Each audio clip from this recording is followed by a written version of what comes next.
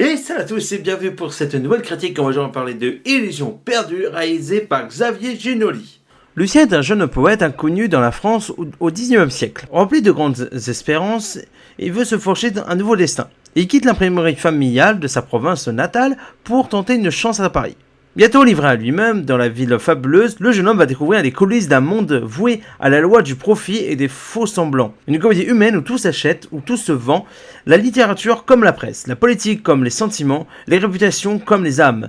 Il va aimer, il va en souffrir et survivre à ses illusions. Alors personnellement, c'était un film que j'attendais, c'était peut-être l'un des top 3 des films que j'attendais le plus en ce mois d'octobre, mais c'était le film qui m'intéressait le plus en cette semaine du 20 octobre, notamment par son casting, sa bande-annonce qui faisait plutôt envie. À la base, je devais le voir en avant-première avec le guide barbu et le coin de Jarod, suite à des problèmes techniques de circulation, où le bus est arrivé en retard, du coup on a annulé la séance, parce qu'on n'avait pas le temps d'y aller, mais au final on a passé une excellente soirée, donc c'est un mal pour un bien on va dire. Donc bref, ce film je l'attendais, parce que la bande-annonce donnait envie, le casting, donc tu mets Benjamin Voisin, acteur que j'ai découvert l'année dernière dans le film Un vrai bonhomme, mais on l'a vu également dans La dernière vie de Simon, dans Été 85, où je l'ai trouvé excellentissime, mais on a également ici le Gérard Depardieu, qui a un petit rôle, mais qui est très intéressant, Xavier Dolan, mais également Cécile de France, également Vincent Lacoste, bref, un casting assez enrichi, et donc ce film je l'ai beaucoup aimé, parce que je trouve que on passe un très bon moment. En plus de ça, malgré ces 2h30, je trouve que c'est assez bien rythmé, même s'il y a un deux petits trois ventre mou, mais qui est assez court. Mais on est tellement pris par le jeu des acteurs, les costumes qui sont jolis, la photographie que je trouve belle, la mise en scène qui est assez maligne.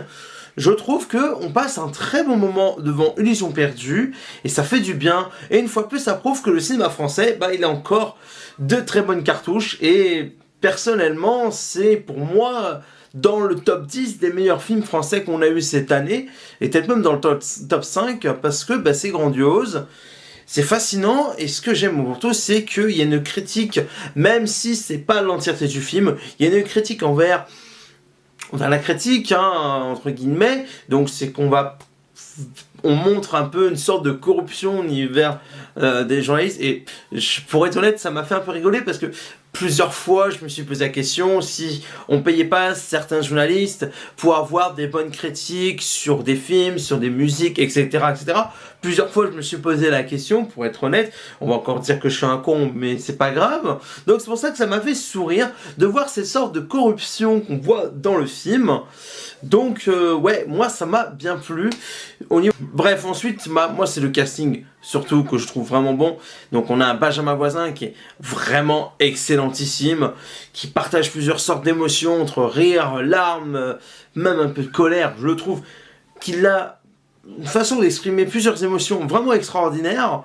Puis surtout Xavier Dolan, je suis pas un fan de Xavier Dolan, mais je le trouve vraiment bon dans ce film.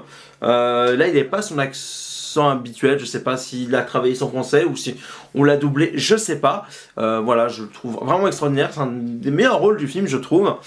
Vincent Lacoste, que je trouve qui joue bien, je suis pas un fan de Lacoste non plus. La dernière fois que je l'ai vu, c'était... comment il s'appelait ce film ? Première année, c'était Première année, la dernière fois que j'ai vu Vincent Lacoste, un film qui est sorti il y a déjà 3 ans. Moi je l'ai connu avec le film Les Beaux Gosses, il y a une douzaine d'années, donc je l'ai vu dans plusieurs films. J'ai jamais été un grand fan de ses rôles, mais je trouve que là, il surpasse ce qu'il est capable de faire, une sorte de corrompu, pourriture, mais il a un petit côté attachant je trouve. Mais aussi, pour moi, voilà, c'est Gérard Depardieu. Là, ils disent, oui, bon, Gérard Depardieu. Pour moi, il fait partie des légendes des acteurs français.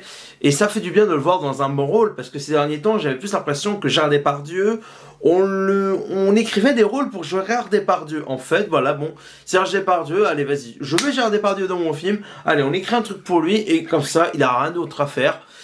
Et je trouvais ça dommage. Et là, on sent qu'il est plus investi, qu'il est surtout mieux dirigé. Donc, je trouve que voilà, Gérard Depardieu, voilà, moi, il m'a fait sourire 2-3 fois même sur les peu d'apparitions où il est présent. Je trouve que voilà, voir un mec comme ça, voilà, Depardieu, le voir aussi bien en forme, ça fait plaisir. Mais il y a également Cécile de France, où j'ai bien aimé son rôle, qui est très intéressant. Mais on peut souligner également d'autres acteurs qui sont bons, comme Jeanne Belliard, Salomé Dawel, André Marcon, il y a également Jean-François Stévenin. Bref, il y a beaucoup d'acteurs, ils sont tous bons. Donc ce film est une pépite d'or, vraiment j'ai beaucoup apprécié. Et ce que j'aime également dans ce film, c'est que en plus de cette pseudo-critique vers le journalisme un peu corrompu, ou de manipulation avec l'argent, c'est qu'il y a des histoires d'amour, et dont une qui est assez importante, que je trouve très touchante. Donc notre cher Lucien, joué par Benjamin Vezin, il est amoureux, et je trouve que ça fonctionne plutôt bien. La chimie entre ces amourettes, je dis ça comme ça pour pas trop spoiler. Moi je trouve que ça fonctionne vraiment bien. Donc du coup, ouais, il y a ça en plus. Et il y a aussi donc cette histoire donc, de Lucien qui rêve d'être un grand poète. Malheureusement que ça va pas toujours fonctionner comme il veut.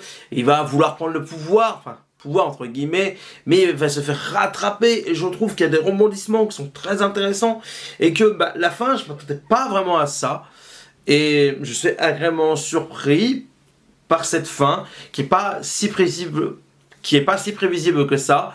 Bon, certains me diront, ouais, tu vois venir à 5325 km. Pourquoi 5325 km? Je sais pas, c'est m'est venu comme ça.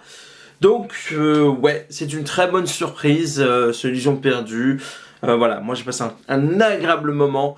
Les 2h30, on les voit quasiment pas passer. Pourquoi quasiment? Parce que, comme je l'ai dit, il y a quelques petites longueurs. Moi, si je peux vous conseiller de le voir, allez-y, parce que c'est une très belle surprise. On prouve qu'on peut très bien faire du grand cinéma, surtout en France, même si, voilà, ça part de l'époque. Je trouve qu'il y a un joli travail sur les costumes, comme j'ai dit. Il y a un joli travail sur la photographie, par rapport au carrosse. Bref, je trouve que ça fonctionne vraiment bien.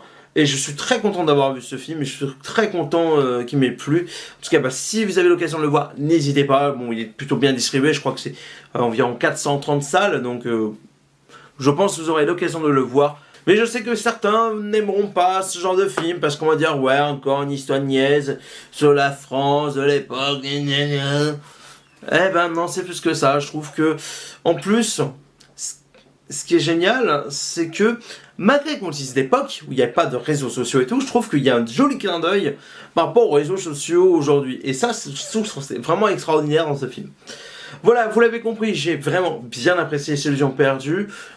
N'hésitez pas à donner votre avis sur ce film, que vous avez aimé ou pas du tout. En tout cas, je vous fais des gros bisous. On se retrouve prochainement pour d'autres vidéos. À la prochaine. Ciao.